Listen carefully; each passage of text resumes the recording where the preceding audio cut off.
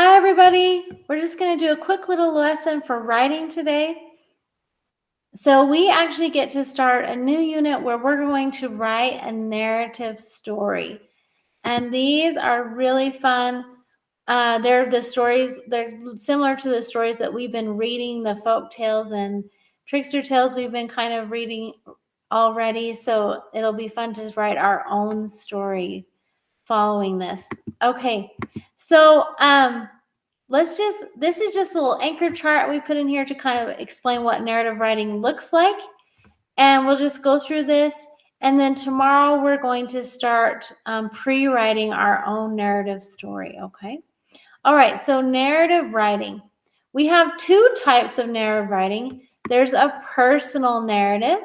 Personal means something personal to you or something about you. And narrative just means a story. And a personal narrative, the author, which it would be you, writes about a sequenced event or experience in his or her life. So a sequenced event is something that happens from the beginning to the end. It doesn't skip around. It just goes from in order. This happens and this happens and then this happened and then this happens at the end. Or it can be an experience. It might just be something really specific that happens in your life. So, like for instance, if you did a sequenced event, you might, if you did something about going to school, you would talk about how you get up in the morning, get ready, get on the bus, go to classes, go to lunch, do recess, end of the day, clean up, and then go home on the bus. That's sequence because you went from the beginning to the end. An experience might be like if you had a surgery or something and you just wanted to write about your surgery. That's what an experience would be. All right, a fictional narrative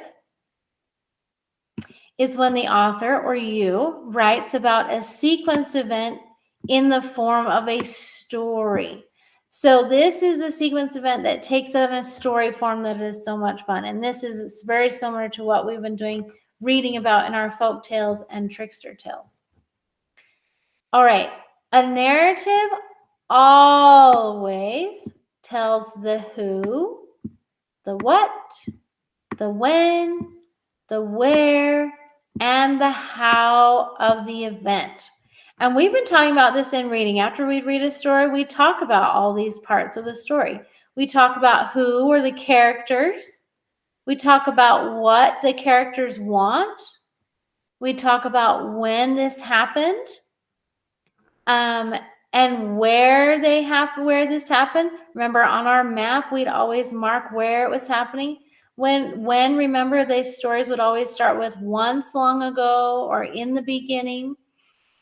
And then we talk about how the problem was resolved. So those parts are always going to be in a narrative.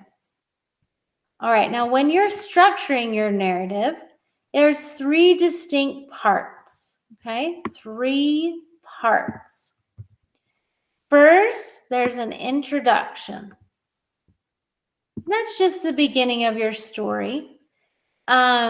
It's when you kind of introduce what the story is about, what's going on. On folktales, the introduction is in the beginning or once long ago. Usually these you can think about how can I get my reader interested or hook them or get their attention so that they'll want to read my story, or just so they kind of know what's going on in my story. All right, then the third part is the body. These are your sequence events plus details. So this is the meat of your story. This is where all the cool stuff happens. So what happens first, then next, and then last? What are you going to include? Who are the people what are your characters going to be doing? What's the problem going to be? Where is it going to happen? When and how are things going to be resolved? And then you need to talk about actions and feelings so that people can feel and taste it and feel like they're part of the story. Okay? And then we have the closure. So this is just the end of the story, how you can wrap up your piece or resolve the events. Sarah, share some final thoughts. All right, so let's talk about the treasure, kind of help us understand these three parts. So in the treasure, it starts out in that once there was a man, or once long ago, there was a man who was so poor, he went to bed hungry every night. That's introducing the story. That tells us that it happened long ago and it's going to be about a man who was really poor. And that's our introduction. So then we kind of want to find out, well, what happens with this man? And then in the middle of that story, that's when we find about how he goes on that long journey and he has a dream, remember, and he goes on the long journey and he meets the captain of the guard at the bridge.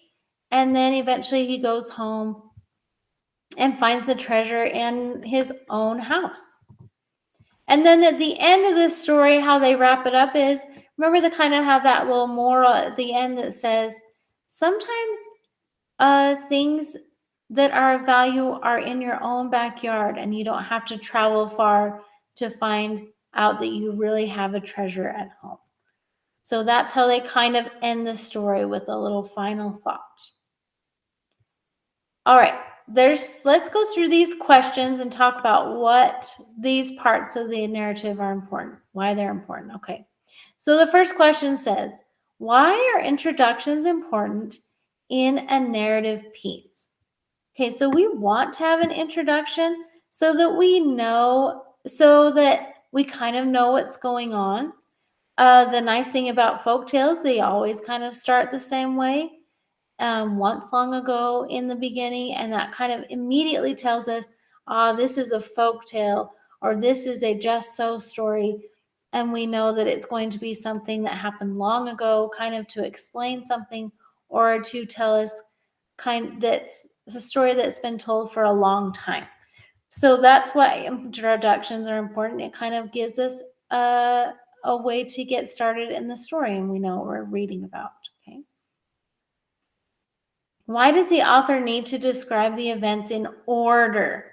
Okay, let's go back to the treasure. What if the story had started out where he found the treasure under his stove? And then the next part is you see him on the journey looking for the treasure. Then you see him having the dream that he should go look for the treasure under the bridge.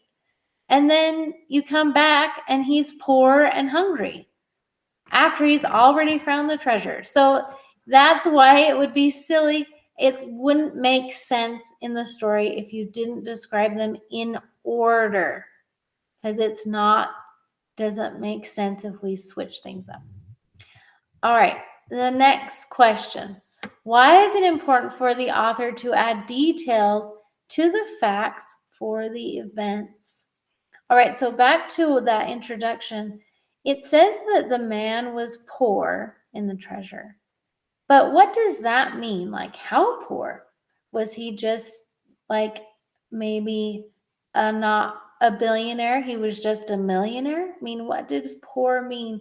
So when they put in the detail, he went to bed hungry every night, then you instantly know, oh, that's how poor he was. He couldn't even buy very much food.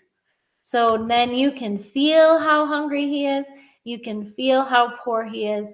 So those extra details really put you in the story and make it way more interesting for your reader to read. Okay, last question. Why are conclusions important in a narrative writing piece? It's just kind of a good way to end a story. And it's not abrupt, it just kind of wraps things up. So you just feel like, oh, now my story is ended. Because you could just say, so here's an example. I could say, all right, I went to school, I rode the bus, I walked, or I ate lunch, I had recess, the bell rang. And then if you just kind of ended like that, it's like, all right, well, what was the point of the story? So a conclusion kind of helps you you could kind of say, it was a really good day at school. And then you could say, all right, that was the point of the story. Or maybe I could have had a better day at school if you ended it like that. It just kind of helps the reader understand, all right, that's what I'm supposed to be getting out of the story. Okay, so this page you have for Thursday. I think I put 2 in there. We're going to do one together tomorrow, and then you get to do your own. So I will show you how to fill this out. But if you want, you can kind of start thinking about what you want to write about. We're not going to do a personal narrative right now. We're just going to do a fictional narrative. And we're going to kind of imitate the kind of stories that we've been reading. And so if you want to start thinking about the stories we've been reading and how you could kind of maybe shape your story similar to that, that's what we're going to do tomorrow. All right, I hope you have a great day, and we'll see you in the next lesson. Bye.